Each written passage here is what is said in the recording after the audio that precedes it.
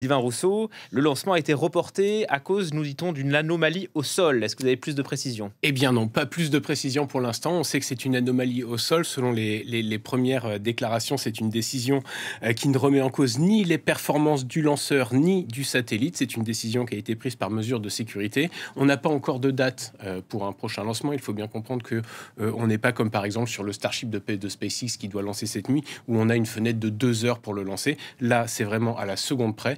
C'était 17h24 heure française. Ça ne pouvait pas être 17h25 ni 17h23. C'est extrêmement précis. Et à partir de là, on sait que le lancement n'aura pas lieu aujourd'hui. Est-ce qu'il aura lieu demain? Le temps effectivement de comprendre un peu ce qui s'est passé alors que tous les voyants étaient au vert, de comprendre ce qui s'est passé, le réparer et puis bien remettre Ariane 6 sur son pas de tir. Mais il faut bien comprendre l'enjeu qu'il y a derrière ce lancement aujourd'hui parce qu'on a déjà beaucoup raillé Ariane 6 pour son retard. Vous l'avez dit, 4 ans de retard. Alors, on n'ira pas plus loin puisque le vol inaugural a déjà eu lieu, mais 4 ans de retard, 10 ans de développement, beaucoup considèrent que c'est trop long, que c'est énorme. Il n'en reste pas moins qu'aujourd'hui, et on le voit encore plus avec la situation géopolitique sur Terre, avec cette brouille entre les États-Unis et l'Europe, l'enjeu principal, c'est la souveraineté européenne, l'accès autonome à l'espace, et à ce titre, pour l'Europe, il est d'abord et avant tout urgent de ne pas se presser. J'ai envie de vous dire, il faut que ça marche. On ne peut pas se permettre de prendre le moindre risque avec Ariane 6. On ne peut pas parler d'Europe de défense sans avoir un lanceur souverain. Les Américains lancent sur un lanceur américain, les Chinois sur un lanceur chinois, les Russes sur un lanceur russe. Il faut que l'Europe puisse lancer ses satellites de défense, notamment le satellite qui devait partir aujourd'hui sur un lanceur européen. Donc toutes les précautions seront prises avec ce lanceur. La moindre petite anomalie conduira à un nouveau report. Il n'y a aucune raison de s'alarmer avec ces reports. On peut se moquer de la lenteur européenne, du report, etc. J'aime bien rappeler ce chiffre. Le lanceur mythique américain, le Saturne V, celui qui a emmené les hommes sur la Lune, est allé 17 fois sur le pas de tir avant de décoller. Qui s'en rappelle aujourd'hui? Absolument personne. Donc c'est pas parce qu'Ariane 6, qui a déjà une petite semaine de retard, va avoir encore peut-être quelques jours, peut-être une semaine, peut-être même un mois. Ça n'est pas grave. L'essentiel, pour l'Europe, c'est que ça marche. Anomalie au sol, ça veut dire que, bon, que la météo était plutôt clémente. En tout cas, c'est pas la météo le problème. Non, c'est pas la météo. Je vous le disais, c'est a priori pas la fusée non plus. Elle ne vient pas non plus du satellite. On sait que Ariane 6, une roue qui manquait. mais on sait qu'Ariane 6, c'est un système très particulier où en fait la fusée est assemblée sur son pas de tir, puis ensuite vous avez toute l'armature, l'immeuble d'assemblage en fait qui se décale. Et Ariane 6 est lancée là où elle a été assemblée, alors que les autres fusées, Ariane 5 notamment, étaient transportées du bâtiment d'assemblage jusqu'au pas de tir. Donc il suffit que ça soit une anomalie sur ce bâtiment qui ne se retire pas. On peut imaginer aussi qu'à 10 minutes, une demi-heure du lancement, le bâtiment était déjà parti. Mais on ne sait pas ce que c'est que cette anomalie au sol. Pour l'instant, on n'en sait pas plus. Forcément, les informations vont arriver dans la soirée.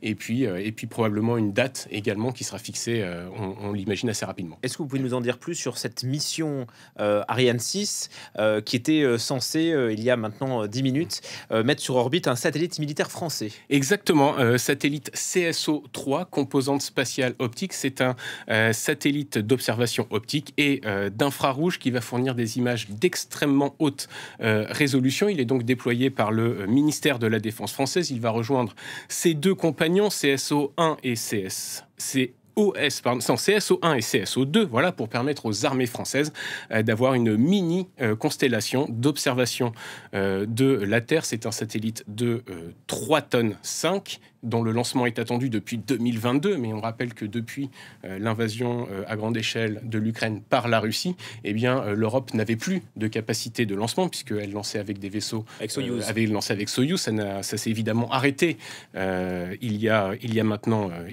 3 ans. C'est évidemment un satellite de renseignement, et c'est le genre de satellite qu'on ne peut pas lancer avec les Américains. On sait comment ça se passe quand on lance avec les Américains. Si vous lancez un satellite commercial, vous ne pouvez pas l'exploiter. C'est en tout cas dans le contrat que font signer les Américains. C'est ce qui a amené, il y a un peu plus de 50 ans maintenant, à la création du programme Ariane. Et c'est également, lorsque vous lancez des satellites militaires, eh bien, les Américains doivent avoir, c'est en tout cas comme ça que c'est négocié, accès au satellite pour le placer dans la coiffe de la fusée. Ils ont donc accès à des composants, des technologies qui peuvent relever du secret défense. On ne sait pas ce qu'ils peuvent placer dessus, etc. On sait que, par exemple, le Pentagone, sous la précédente administration, c'est déjà beaucoup moins le cas depuis janvier, ces ces mouvements, justement, étaient un petit peu contrariés du nombre d'accréditations secret défense dont disposait SpaceX, notamment. Donc voilà, vous avez tout un tas de phénomènes qui fait que c'est très compliqué de lancer ce genre de satellite avec un opérateur étranger, et c'est pourquoi Ariane 6 et le vaisseau Vega et l'accès indépendant européen à l'espace est vital. Bon, c'est reporté, vous nous le dites Sylvain, en gros pas de panique. D'ailleurs, il y a eu un premier vol inaugural qui s'est bien déroulé en juillet. Oui, le vol inaugural, c'était le 6 juillet dernier. Alors là, il lançait des microsatellites universitaires. On était plus dans la démonstration que dans autre chose, hein. C'était un vol inaugural. C'est tout simplement pour vérifier que tout se passe bien, pour vérifier que tout fonctionne, que les satellites arrivent à destination. Effectivement, les satellites ont été placés en orbite. Alors tout n'a pas forcément très bien fonctionné puisqu'un moteur qui devait se rallumer ne s'est pas rallumé, mais sans mettre en péril le passager, comme on l'appelle, c'est-à-dire le satellite que lance Ariane 6. Mais oui, effectivement, ce premier vol commercial, effectivement, aucune raison de paniquer. Au contraire, c'est même plutôt rassurant de savoir qu'on peut arrêter un lancement avant que la fusée explose. C'est même presque rassurant. Mais voilà, c'est la première étape. Ça sera, en tout cas, dans quelques jours, la première étape vers la montée en puissance d'Ariane 6 qui en fera définitivement un lanceur opérationnel.